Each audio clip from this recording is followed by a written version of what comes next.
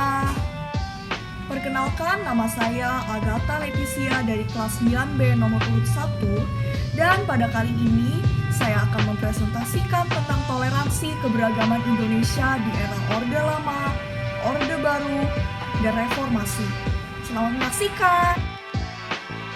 Indonesia sudah berdiri selama 75 tahun lamanya dan melewati 3 era, yaitu Orde Lama, Orde Baru, dan Reformasi. Saat ini, kita semua sedang berada di era reformasi. Dan karena Indonesia adalah negara yang beragam, maka toleransi serta cara keberagaman ditanggapi di Indonesia tentunya juga mengalami perubahan, khususnya dalam segi agama dan ras. Maka, pada presentasi kali ini, kita akan membahas mengenai perbedaan toleransi terhadap keberagaman yang terjadi pada era Orde Lama, Orde Baru, serta Reformasi. Namun, sebelumnya kita akan membahas mengenai keberagaman di Indonesia terlebih dahulu. Keberagaman merupakan perbedaan dan keunikan yang terdapat di dalam suatu lingkup masyarakat. Selain itu, dikutip dari situs resmi Kementerian Pendidikan dan Kebudayaan Republik Indonesia, pengertian keberagaman adalah suatu kondisi dalam masyarakat yang terdapat banyak perbedaan dalam berbagai bidang. Dalam bahasa Inggris, keberagaman disebut dengan diversity. Berikut ini merupakan contoh-contoh dari keberagaman Indonesia, yaitu ada bahasa, agama, adat istiadat, budaya, dan suku bangsa. Sebenarnya masih ada lagi, yaitu seperti wilayah lingkungan, jenis kelamin, ras, dan lain-lain. Indonesia dikenal sebagai negara yang kaya akan keberagaman warga negaranya, dimulai dari beragamnya suku, budaya, bahasa daerah, agama, ras, golongan, serta adat istiadat. Sebenarnya masih ada lagi ya, seperti yang saya sebutkan, yaitu seperti wilayah atau lingkungan hidup dan gender atau jenis kelamin. Tetapi, faktor apa sajakah yang menjadikan Indonesia negara yang beragam? Mengapa Indonesia itu berbeda? Apa yang menjadikan Indonesia memiliki banyak perbedaan? Nah, di sini adalah faktor keberagaman di Indonesia. Yang pertama yaitu lingkungan fisik daerah. Hal ini menjadi pengaruh terhadap tradisi dan mata pencaharian masyarakat. Yang kedua, yaitu keyakinan atau agama. Agama akan memberi pengaruh terhadap kehidupan dan kebiasaan masyarakat. Kemudian yang ketiga, kehidupan sosial budaya. Antara setiap daerah memiliki perbedaan dalam kehidupan sosial budaya, dan kehidupan ini yang mempengaruhi kehidupan lainnya. Lalu yang keempat yaitu ada faktor sejarah. Sejarah setiap daerah mempengaruhi keberagaman Indonesia. Contohnya, jika daerah tersebut dipengaruhi persebaran agama Islam dalam sejarahnya, maka daerah tersebut memiliki budaya sesuai nilai-nilai Islam. Sekarang, kita akan melihat bagaimana keberagaman ditanggapi atau diperlakukan pada masing-masing era. Kita akan mulai dari Orde Lama, yang diawali pada tahun 1945 dan diakhiri pada tahun 1965. Era ini adalah masa di mana Insinyur Soekarno masih memimpin NKRI atau Indonesia. Era ini juga merupakan masa awal Indonesia merdeka. Sejak Indonesia mulai merdeka hingga masa munculnya pemberontakan PKI pada tahun 1965, Indonesia banyak diwarnai ketegangan antara kelompok Islam, Islam nasionalis, abangan, dan Kristen. Ketegangan tersebut tampak dalam perumusan dasar negara Republik Indonesia yang diakhiri dengan satu modus vivendi yang dikenal juga dengan Piagam Jakarta. Namun, sehari setelah Indonesia merdeka, ketujuh kalimat dalam pembukaan Undang-Undang Dasar 1945 tersebut dihapus. Pada saat inilah bibit ketegangan antara Islam dengan Kristen mulai muncul. Lalu, Sebenarnya, konflik tentang SARA yang pernah terjadi di era Orde Lama juga hampir tidak ada. Jadi, bisa dikatakan bahwa Orde Lama memiliki angka intoleransi yang sangat rendah dibandingkan kedua era berikutnya. Lalu berikutnya ada Orde Baru, yang diawali pada tahun 1966 dan diakhiri pada tahun 1998. Orde Baru adalah era pemerintahan Presiden Soeharto. Di masa Orde Baru ini, mengungkit-ungkit persoalan suku, agama, ras, dan antar golongan atau SARA merupakan barang haram yang masuk dalam kategori subversif dan dinilai pemerintah bakal menjadi sumber perpecahan dan disintegrasi bangsa. Rezim Orde Baru telah berhasil membangun penyeragaman atau uniformity dalam segala bidang kehidupan sehingga pada saat itu, bangsa ini tampak menjadi bangsa yang tenang, aman, tetapi tanpa kehidupan yang sejati. Saat itu, umat Islam juga dilarang keras untuk memakai hijab, kerudung, atau pakaian lainnya yang cenderung menonjolkan ciri khas agama Islam. Selain itu, Tahun Baru Imlek belum menjadi libur nasional dan tidak boleh dirayakan secara terbuka. Lalu masa sekarang ini yaitu masa reformasi, yang dimulai dari tahun 1998 hingga sekarang. Era reformasi dimulai dari 22 tahun yang lalu dan terjadi untuk mengundurkan jabatan Presiden Soeharto. Setelah era ini dimulai, umat Konghucu dan warga negara Indonesia keturunan Tionghoa boleh merayakan Tahun Baru Imlek dan Tahun Baru Imlek menjadi hari libur nasional. Selain itu, umat Islam diizinkan untuk mengenakan hijab, kerudung, dan lain-lain. Jadi, bisa disimpulkan bahwa zaman sekarang, warga Indonesia lebih diberi kesempatan khususnya dalam hal beragama. Tetapi, di era ini banyak terjadi juga permasalahan suku, agama, ras, dan antar golongan yang muncul. Apa saja itu? Yuk kita cari tahu. Pertama, yaitu pengepungan mahasiswa Papua di Surabaya dan Kami Bukan Monyet. Peristiwa ini adalah salah satu konflik rasial cukup besar yang baru terjadi tahun lalu di Indonesia.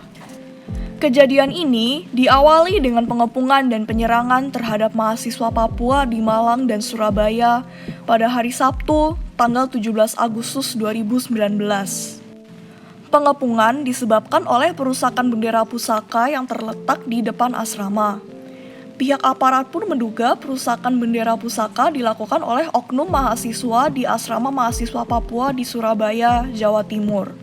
Pihak aparat yang menjadi pengepung juga menyerang asrama sambil menembakkan gas air mata serta beberapa kali melontarkan makian bernada rasis, khususnya sebutan monyet pada mahasiswa Papua. Kasus tersebut menyebabkan terjadinya aksi untuk unjuk rasa dan kerusuhan di Manokwari, Papua Barat pada tanggal 19 Agustus 2019. Kemudian yang kedua, yaitu konflik antar suku Sampit. Pada tahun 2001 silam, terjadi konflik antara suku di Sampit, Kalimantan Tengah. Tragedi itu dapat dikatakan sebagai kerusuhan paling mengerikan yang pernah terjadi di Indonesia. Penyebab konflik ini diduga akibat adanya warga Dayak yang dibantai oleh warga Madura yang menetap di sana. Versi lain mengatakan jika kedua suku saling membakar rumah dan mengakibatkan suku Dayak yang memenuhi hampir semua wilayah Kalimantan Tengah murka. Karena tragedi ini, 500 orang dikabarkan meninggal dunia dan 100 diantaranya mengalami pemenggalan kepala oleh suku Dayak. Ketiga, konflik antaragama di Ambon.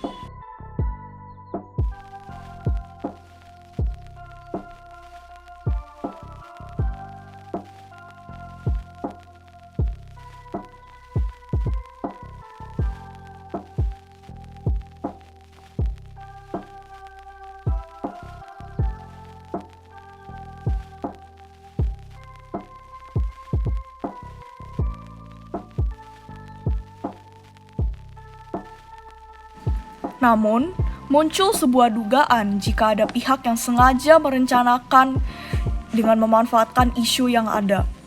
Selain itu, TNI atau Tentara Nasional Indonesia yang saat itu masih bernama ABRI atau Angkatan Bersenjata Republik Indonesia juga tak bisa menangani dengan baik. Bahkan diduga sengaja melaksanakannya agar konflik tersebut berlanjut dan mengalihkan isu-isu besar lainnya. Lalu yang keempat, konflik antar golongan dan pemerintah yang dilakukan oleh Gerakan Aceh Merdeka, Republik Maluku Selatan, dan Operasi Papua Merdeka. Konflik antara Gerakan Aceh Merdeka atau GAM dengan pemerintah sempat menjadi perhatian internasional. Konflik ini terjadi akibat banyak dari milisi GAM menginginkan untuk lepas dari Indonesia. Sayangnya, pemerintah tak mau hingga adu kekuatan terjadi selama bertahun-tahun. Konflik ini akhirnya selesai setelah muncul sebuah kesepakatan yang salah satunya adalah membuat Aceh menjadi daerah otonomi khusus. Selain Gerakan Aceh Merdeka, ada lagi RMS atau Republik Maluku Selatan dan Operasi Papua Merdeka atau OPM. Kelompok ini menginginkan merdeka dan lepas dari Indonesia. Untuk memenuhi hasrat ini, tindakan-tindakan pemberontakan kerap terjadi dan membuat warga sekitar merasa sangat terganggu. Pasalnya, gerakan separatis seperti ini hanya akan membuat situasi menjadi semakin buruk. Jadi, konflik yang di atas yang baru saja saya bacakan merupakan konflik antara golongan yang terjadi karena adanya gerakan separatis Aceh, Maluku Selatan, dan Papua. Nah, ini kira-kira yang menjadi pertanyaan. Mengapa hal-hal seperti tadi bisa terjadi? Apa yang menyebabkan Indonesia sudah tidak toleran lagi terhadap perbedaan? Berikut ini merupakan penyebab terjadinya intoleransi antar suku, agama, ras, dan antar golongan atau SARA.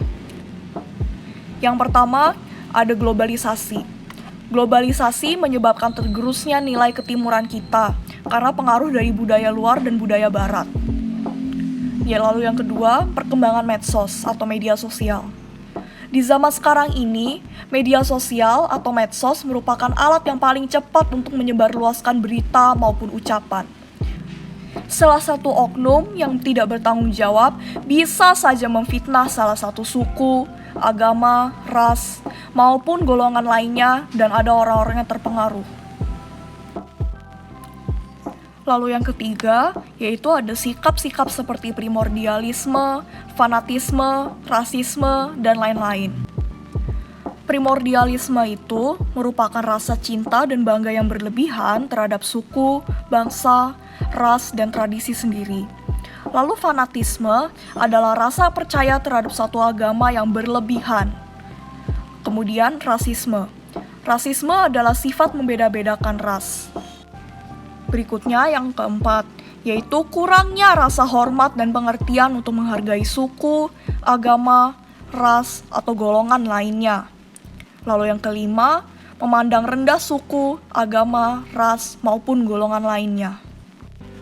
Sebagai generasi penerus bangsa Indonesia, dari masalah-masalah dan penyebab barusan, berikut cara-cara yang bisa kita lakukan untuk menghilangkan intoleransi SARA, yaitu suku, agama, ras, dan antar golongan di Indonesia. Nah, berikut ini adalah keikutsertaan kita yang bisa kita lakukan untuk mengurangi dan menghilangkan kasus intoleransi terhadap suku, agama, ras, dan antar golongan di Indonesia. Lalu yang kedua, tetap mempertahankan moral dan nilai-nilai budaya Timur yang positif. Ketiga, lebih mengedukasi diri.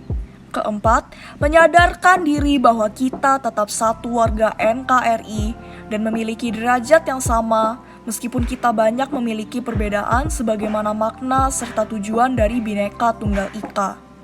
Lalu kelima, menanamkan rasa nasionalisme. Lalu keenam, menghargai dan menghormati suku, ras, agama maupun golongan orang lain. Lalu ketujuh, memperkokoh persaudaraan dan menerima perbedaan. Yang kedelapan, menanamkan nilai-nilai Pancasila di kehidupan sehari-hari. Dan yang kesembilan, mengakui dan menghargai hak asasi manusia.